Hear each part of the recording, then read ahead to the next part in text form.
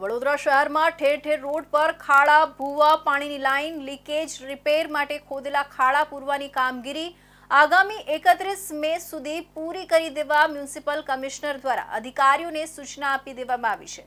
જો કે વાસ્તવિકતા એ છે કે શહેરની હાલત જોતા આગામી ચોમાસામાં શહેરીજનોની હાલત કફોડી બને તેવી શક્યતાઓને નકારી શકાય તેમ નથી। વડોદરા કોર્પોરેશન દ્વારા પ્રી મોન્સૂન કામગીરીના નામે ₹50 કરોડ ઉપરાંતનો ખર્ચ કરી દેવામાં આવ્યો છે, પરંતુ હજુ પણ શહેરના અનેક વિસ્તારોમાં ખાડા, ભૂવા, પાણીની લાઇન, લીકેજ, રિપેર બાદના ખાડા પૂરાયા નથી।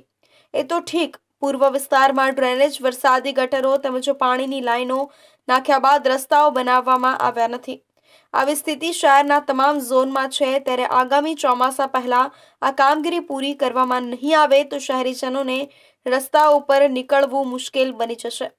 વડોદરા મહાનગરપાલિકાની વડી કચેરી, Khanderao market building, conference hall, municipal commissioner Arun બાબુના અધ્યક્ષ સ્થાને પ્રી મોન્સૂનની કામગીરીની સમીક્ષા બેઠક યોજાઈ હતી।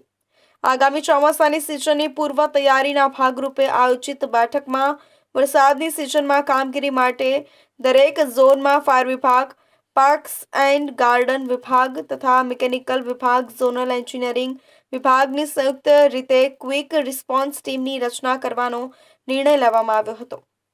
આ ઉપરાંત આ બેઠકમાં મ્યુનિસિપલ કમિશનરે તમામ ઝોનમાં ડ્રેનેજ સફાઈ, કાંસ સફાઈ, મેનહોલ સફાઈ, સ્ટોર્મ વોટર સફાઈ, જાહેર અને આંતરિક માર્ગોની સફાઈ તેમજ પાણીની લાઇનના લીકેજ અને રોડ પરના ખાડા અને ભૂવામાં પેચવર્ક વગેરેની કામગીરી આગામી 31મી મે સુધીમાં પૂર્ણ કરવા સંબંધિત વિભાગના અધિકારીઓને સૂચના આપી હતી। મહત્વનું બેઠક અમે લીધા હતા। બેસિકલી પ્રી મોન્સૂન એક્ટિવિટી આપણે મે 30 તારીખ અને જૂન 10 તારીખની વચ્ચે કરવાની અમે પ્લાનિંગ કરી હતી, પણ આવનારા 2 દિવસ કદાચ વરસાદની આગાહી છે।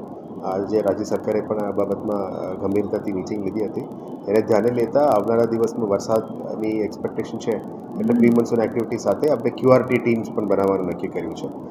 મોટા મોટા રોડ્સ આખા સિટીની અંદર જે પણ ઇસ્યુઝ છે ત્યાં અમે QRT ટીમ્સ બનાવીશું, જેથી કરીને ત્યારના એસિસ્ટન્ટ એન્જિનિયર યા જેઈ યા ડી લેવલના અધિકારીના નેતૃત્વમાં આ આખા રોડમાં એક ટીમ બનાવવામાં આવશે, જેમાં એમનું એન્જિનિયરિંગ ટીમ રહેશે, સાથે જ મેકેનિકલના જે JCBs અથવા મશીન્સ, ક્લિયરિંગ મશીન્સ રહેશે, એક એન્ક્રોચમેન્ટ રિમૂવલનું ટીમ રહેશે અને સાથે સાથે ગાર્ડનની ટીમ જે ટ્રીમિંગ, ટ્રીઝ અને ઝાડને કાપવાનું અને ક્લીન કરવાનું બધું ટીમ રહેશે, અને ફાયરના ટીમ સૌથી પહેલાં ફ્રન્ટ લેડ બાય ફાયરના ટીમ રહેશે, જેથી કરીને વરસાદીના માહોલમાં અદરવાઇઝ કંઈ ઝાડ પડી જાય, પવનના કારણે કંઈ પડી જાય અને તાત્કાલિક ધોરણે વહેલા તકે નિકાલ કરે, જેથી કરીને પબ્લિકનું અસુવિધા ના થાય, એ બાબતનું QRT ટીમ ફોર્મેશન કરવા માટે એમને સૂચના આપી છે।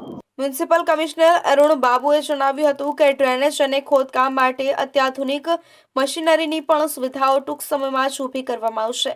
ઉપરાંત વિવિધ ઝોનમાં કાયમી સ્વચ્છતા માટે સાફ સફાઈ કરવી, જાહેરમાં ગંદકી ફેલાવનાર તત્વો પાસેથી દંડ વસૂલવા અને કડક કાર્યવાહી કરવામાં આવશે।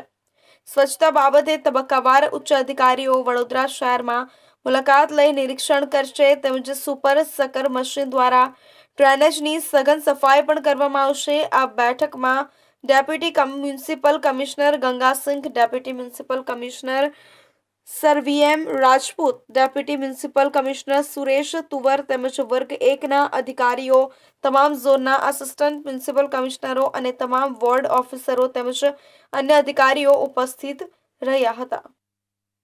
ભરૂચ જિલ્લાના જંબુસર સ્વરાજ ભવન ખાતે